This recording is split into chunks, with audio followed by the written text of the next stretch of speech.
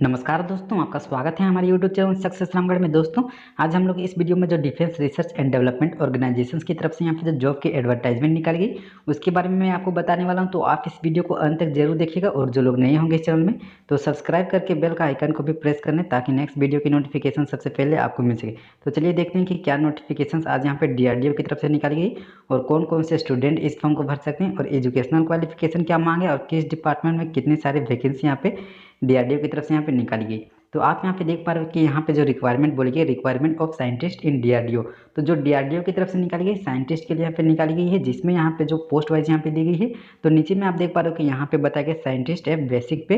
तो यहाँ पे साइंटिस्ट एफ के लिए जो भी कैंडिडेट अगर आप सिलेक्टेड हो जाते हैं उसको यहाँ पे जो सैलरी आपको प्रोवाइड की जाएगी 1,31,100 रुपये आपको पर मंथ यहाँ पे सैलरी आपको यहाँ पे दी जाएगी।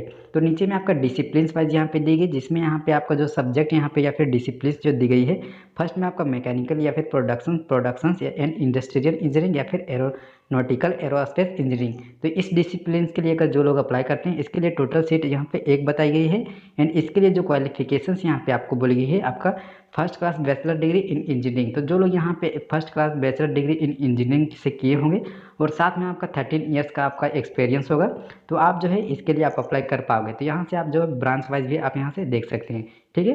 तो सेकंड पोस्ट में आप देखें तो सेकंड पोस्ट आपका है इलेक्ट्रॉनिक्स एंड कम्युनिकेशन इंजीनियरिंग या फिर इलेक्ट्रॉनिक्स एंड टेलीकम्युनिकेशन इंजीनियरिंग। तो इसके लिए भी आपको टोटल सीट यहाँ पे एक बताई गई है और इसके लिए भी जो क्वालिफिकेशंस आपको बोला गया है बैचलर डिग्री इन इंजीनियरिंग या फिर टेक्नोलॉजी। तो और साथ में यहाँ पे 13 ईयर्स का एक्सपीरियंस एंड यहाँ पे आपका जो है ब्रांच वाइज यहाँ पे दी गई है।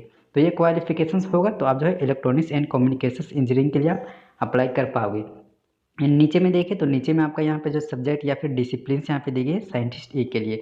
तो यहाँ पे साइंटिस्ट ए के लिए जो भी कैंडिडेट अगर आप सिलेक्टेड हो जाते हैं तो उसको यहाँ पे जो आपका पे स्केल यानी कि जो आपको सैलरी आपको प्रोवाइड की जाएगी 1,23,100 रुपये आपको पर मंथ यहाँ पे सैलरी प्रोवाइड की जाएगी, जिसमें यहाँ पे जो सब्जेक्ट या फिर जो डिसिप्लिन दी गई है आपका सेम यहाँ पे दी गई, जिसमें टोटल सीट यहाँ पे एक यहाँ पे बताया गया है और एक क्वालिफिकेशंस आपको यहाँ पे सेम बताया गया ओनली फॉर आपका मिनिमम जो एक्सपीरियंस यहाँ पे बोला गया है 10 साल का मिनिमम एक्सपीरियंस यहाँ पे साइंटिस्ट एक के लिए यहाँ पे बोला गया है। एंड सेकंड में भी आपका यहाँ पे जो पोस्ट बोली गई है इलेक्ट्रिकल इंजीनियरिंग या फिर इलेक्ट्रिकल कम्युनिकेशंस या फिर पावर सिस्टम इंजीनियरिंग। इसके लिए अगर जो लोग अप्लाई करते हैं उसके लिए टोटल सीट यहाँ पे एक बताई गई है और इसमें भी आपका जो क्वालिफिकेशन बोला गया bachelor degree in first class यहाँ पे बोला गया या फिर बैचलर डिग्री इन टेक्नोलॉजी।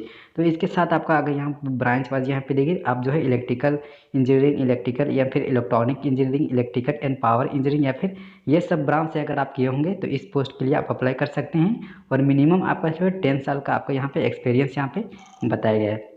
नीचे में यहाँ पे जो पोस्ट दी गई electronics and communications engineering, electronics and electrical communications या फिर टेलीकम्युनिकेशंस इंजीनियरिंग। तो इसके लिए भी टोटल सीट यहाँ पे एक यहाँ पे दी गई है और इसके लिए जो क्वालिफिकेशंस आपको बोला गया है first class bachelor degree in engineering या फिर टेक्नोलॉजी। तो आप जो है BE BTech अगर किए होंगे और साथ में यहाँ पे आपका जो है 10 साल का एक्सपीरियंस होगा तो आप जो है इसके लिए आवेदन कर पाओगे। एंड यहाँ पे आपको जो है ब्रांच वाइज यहाँ पे दी गई है, ठीक है। तो नीचे में देखें तो नीचे में यहाँ पे जो यहाँ पे पोस्ट बोली गई है computer science and IT, computer hardware and software या फिर कंप्यूटर साइंस।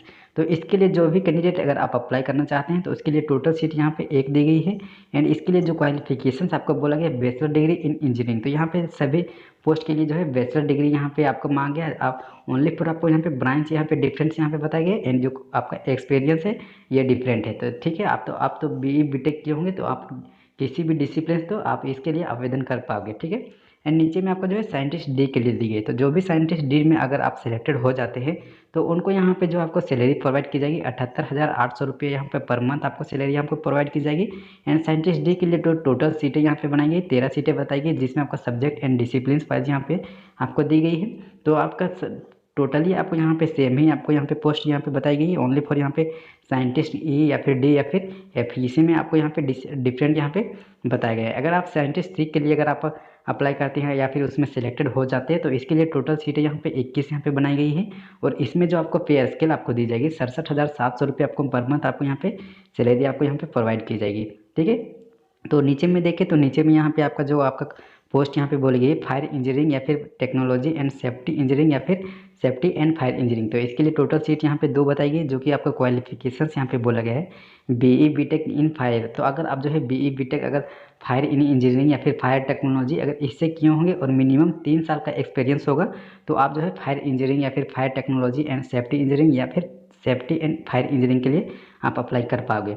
ठीक है, उसके बाद नीचे में देखिए तो नीचे में आपका जो eligibility for requirement of post यहाँ पे बोलेगी, जिसमें आपका एकेडमिक रिक्वायरमेंट्स यहाँ पे बताई गई है एंड यहाँ पे वेटेज फॉर हायर क्वालिफिकेशन। तो यहाँ पे जो वेटेज फॉर हायर क्वालिफिकेशन यहाँ पे बोला गया, तो यहाँ पे जो लोग post graduate degree in engineering 2 साल पे अगर किए होंगे तो वो लोग कैंडिडेट भी आप अप्लाई कर सकते हैं। यहाँ पे डॉक्टरेट डिग्री होगा 4 साल का, तो भी आप जो है इसके लिए आवेदन कर पाओगे। अगर यहाँ पे एज की बात करें तो एज यहाँ पे बोला गया, जो लोग यहाँ पे साइंटिस्ट एफ के लिए अगर आप अप्लाई करते हैं तो इसके लिए मैक्सिमम आपका 50 साल यहाँ पे बोला गया। और जो लोग यहाँ पे साइंटिस्ट डी या फिर ई के लिए अगर आप अप्लाई करते हैं तो उसके लिए यहाँ पे मैक्सिमम 45 ईयर्स यहाँ पे बोला गया। एंड फॉर साइंटिस्ट सी के लिए अगर आप जो है साइंटिस्ट सी के लिए आप अप्लाई करते हैं तो उसके लिए यहाँ पे मैक्सिमम आपका 35 ईयर्स यहाँ पे मैक्सिमम एज यहाँ पे बताया गया है। ठीक है, उसके बाद यहाँ पे जो एज में आपको रिलैक्सेशन भी यहाँ पे दी जा रही है, तो आप किस कैटेगरी से आते हैं, SC ST या फिर OBC, तो यहाँ से उसके अनुसार आपको यहाँ पे एज में रिलैक्सेशन आपको यहाँ पे दी जाएगी। तो इस फॉर्म को कौन से कैंडिडेट अप्लाई कर सकते हैं, तो ओनली फॉर इंडियन सिटीजन्स, यानी कि ओनली इंडियन नेशनल्स से जो लोग बिलोंग्स करते हैं वही कैंडिडेट इसके लिए आवेदन कर सकते हैं। तो आप इस फॉर्म को कैसे आवेदन कर सकते हैं, तो हाउ टू अप्लाई यहाँ पे दी गई है।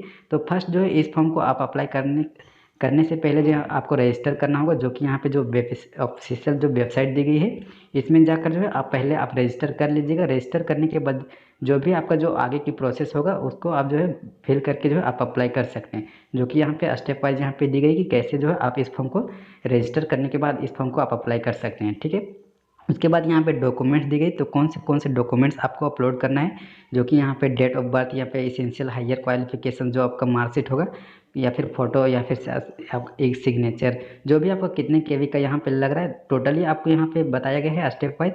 तो जो भी डॉक्यूमेंट्स अपलोड करने के लिए यहाँ पे बोला गया इसको आपको अपलोड करना है। अगर यहाँ पे एप्लीकेशन फ़ी यहाँ पे बात करें तो जो एप्लीकेशन फ़ी आपको ली जा रही है, तो जो लोग यहाँ पे जनरल या फिर OBC या फिर EWS कैटेगरी से आते होंगे उसके लिए आपको 100 रुपीज़ आपको एप्लीकेशन फ़ी के रूप में ली जा रही है। एंड जो लोग यहाँ पे SC ST या फिर दिव्यांग या फिर वोमेन कैंडिडेट होंगे उसके लिए आपको कोई भी एप्लीकेशन फ़ी यहाँ पे नहीं ली जा रही। तो इस एप्लीकेशन फ़ी को आप कैसे पे कर सकते हैं, तो ऑनलाइन मोड से जो है इस एप्लीकेशन फ़ी को आप पेमेंट कर सकते हैं। उसके बाद यहाँ पे जो स्क्रीनिंग शॉर्ट लिस्ट यहाँ पे बताएगी, तो आप चाहें तो स्क्रीनिंग शॉर्ट लिस्टिंग को आप यहाँ से अच्छी तरह से रीड कर सकते हैं। ठीक है, तो यहाँ पे सिलेक्शन प्रोसेस यहाँ पे बोला गया है, तो इसका जो सिलेक्शंस आपको ले जाएगी इंटरव्यू के थ्रू, आपको सिलेक्शंस यहाँ पे ली जाएगी। तो इंटरव्यू ये जो आपको ली जाएगी उस जो भी आप अप्लाई करने के टाइम जो आप अपना मोबाइल नंबर आप फिल कीजिएगा, आप अच्छी तरह से उसमें फिल कीजिएगा कि जो भी आपका जो नोटिफिकेशंस आपको होगा SMS के थ्रू आपको मोबाइल में आपको सेंड की जाएगी। तो आप जो है आप अच्छी तरह से अपना मोबाइल नंबर सेंड कीजिएगा, उसी में आपका इंटरव्यू का जो डेट या फिर टाइम आपका जो वेन्यू आपको बताई जाएगी, आपका SMS के थ्रू आपको बताई जाएगी। ठीक है, तो आप अच्छी तरह से अपना मोबाइल नंबर फिल कीजिएगा। एंड यहाँ पे क्लोजिंग डेट यहाँ पे दी गई है, तो जो ऑनलाइन क्लोजिंग यहाँ आपका जो डेट यहाँ पे दी गई 21 डे, यानी कि इस फॉर्म को जो स्टार्टिंग डेट यहाँ पे 18 इसका स्टार्टिंग डेट था, तो इसके जो 21 दिन के बाद जो है इसका क्लोजिंग डेट यहाँ पे बोला गया है। तो जो भी कैंडिडेट अगर इस फॉर्म को अगर आप अप्लाई करते हैं तो फर्स्ट आपको यहाँ पे जो जनरल इंस्ट्रक्शन दिए गए हैं, आप इस जनरल इंस्ट्रक्शंस को अच्छी तरह से रीड कर लीजिएगा, क्योंकि इसमें बहुत सारे जो स्टेप वाइज आपको बताया गया कि कैसे जो है इस फॉर्म को आवेदन कर सकते हैं और क्या क्या यहाँ पे आपको नहीं भरना है, जो कि आपका जो है रिजेक्ट हो जाए। ये आपका टर्म्स एंड कंडीशंस यहाँ पे दिए गए हैं, तो आप इसको अच्छी तरह से रीड कर लीजिएगा, तभी जो है आप इस फॉर्म को आवेदन कीजिएगा। ठीक है, और अगर आप ज़्यादा जानकारी लेना चाहते हैं तो यहाँ पे कॉन्टैक्ट नंबर यहाँ पे दी गई है, टोल फ्री नंबर है, या फिर email ID दी गई। तो इसमें जो है आप SMS या फिर कॉल करके जो है आप अधिक जानकारी लेकर जो है आप इसके लिए आवेदन कर पाओगे। ठीक है।